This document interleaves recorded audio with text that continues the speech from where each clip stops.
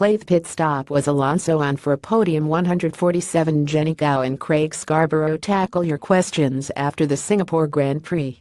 147. Fernando Alonso remains convinced he could have claimed his biggest achievement of the last decade in Singapore if he had not been caught up in the first corner incident which took him out of contention.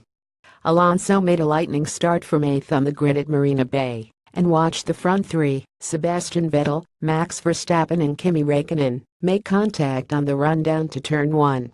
However, the Spaniard's start had been so good he was on the inside of Verstappen when he was collected by Räikkönen's damaged car, meaning he was pitched into the air and spun around when he had looked set to inherit second position. The collision eventually prompted Alonso's retirement from the race, and he now admits he had not been able to contain his frustration when he watched the incident for the first time. When asked about suggestions he had left a hole in the wall of his dressing room after the race, Alonso said yes. Still there. Photo by Mark Thompson. Getty Images. Frustration, because when I saw the replay and I saw Vettel spinning out of turn 3, we were just behind Lewis Hamilton and we were with the right tire at that moment, so we could have even tried to overtake him when the moment arrived, and then probably we would lose 1 position or 2 position, but no more, because it's a street circuit and nobody will overtake you. That podium could have been one of the biggest things of my career and we missed it. Alonso's bad luck in Singapore continued the frustrations he has endured since joining McLaren in 2015, in which time it has failed to get a competitive or reliable power unit from Honda.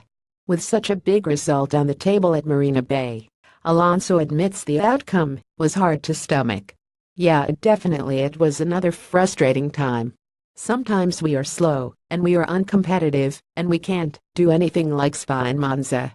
Then we wait for these couple of circuits that we know that we are competitive, plus we had the rain, plus we were second or third in that moment in the corner, so I think a podium was guaranteed in Singapore, and a podium would probably have been the biggest achievement of the last decade for me, so we missed that, but I tend to think positively always, and if that had to happen this year it's because destiny wanted that and is taking care of our luck for better opportunities.